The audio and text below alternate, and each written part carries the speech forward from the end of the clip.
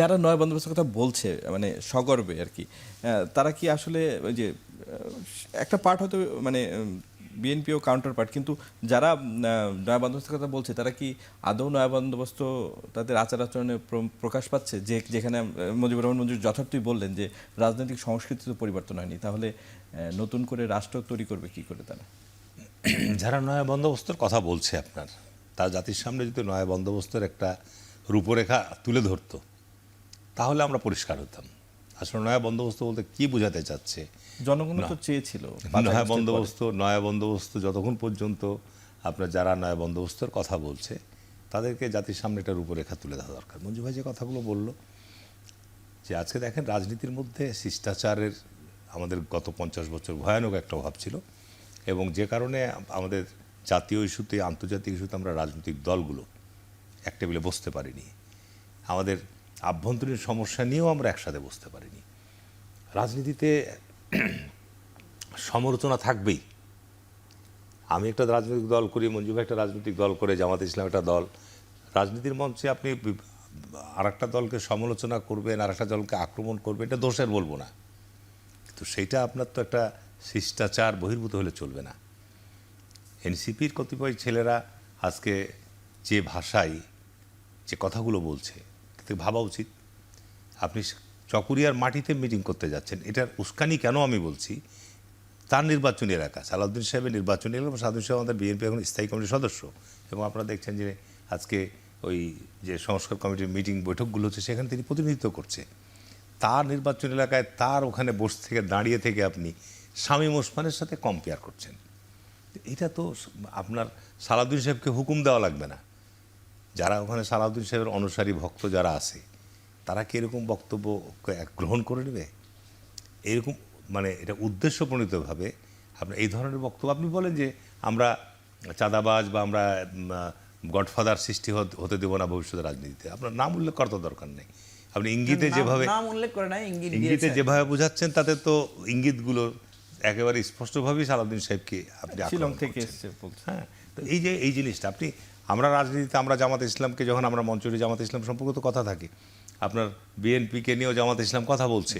তো আপনি রাজনীতির মঞ্চ থেকে আমাদের যেটা এখন সবচেয়ে বেশি প্রয়োজন, যে আমরা এই জুলাই আগস্টের পরিবর্তনের সময় আমরা যে ঐক্যটা ছিল, এবং এখন পর্যন্ত আমরা জাতীয় ইস্যুতে আমরা একসাথে বসছি, কিন্তু আমরা এমন কোনো ঘটনা তৈরি করব না যে যেটার মধ্য দিয়ে আমাদের ফাটল তৈরি হয়, যার ফলশ্রুতিতে কী হবে।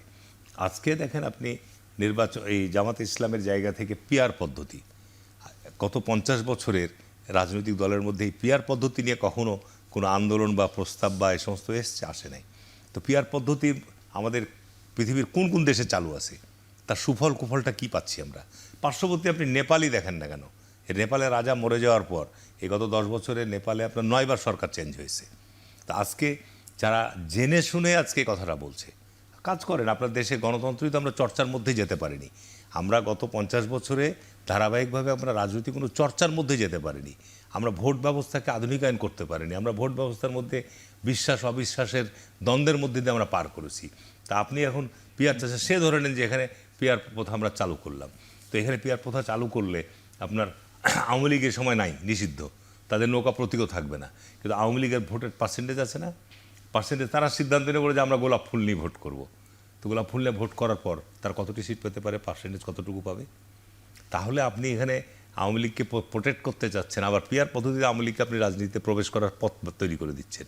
তো এই জিনিসগুলো কিন্তু খুব মানে আমি জামাত ইসলামকে আমি সমালোচনা করে বলবো না। জামাত ইসলামের দীর্ঘ তাদের 70-80 বছর জন্মলগ্নের পর থেকে তাদের রাজনৈতিক যদি বিশ্লেষণে যাই আমরা, তো দেখবেন আপনি যে পাকিস্তান সৃষ্টির বিরোধিতা করেছে, বাংলাদেশের মুক্তিযুদ্ধের সময় বাংলাদেশ সৃষ্টির বিরোধিতা করেছে, বাংলাদেশে গণতান্ত্রিক আন্দোলন হয়েছে এরশাদের সময় আমরা যখন সমস্ত দল ঐক্যবদ্ধ, সেই সময় বিএনপি জোটের যুগপৎ আন্দোলনের মধ্যে সেই সময় এরশাদের অধীনে নির্বাচনে গিয়েছে।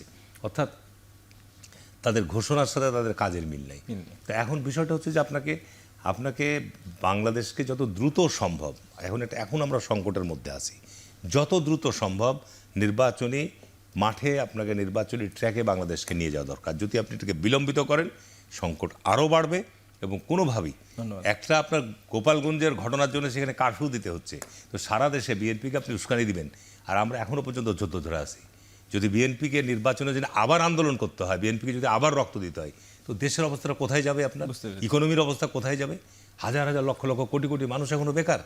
এগুলো দিকে সরকারের কোনো চিন্তা নাই।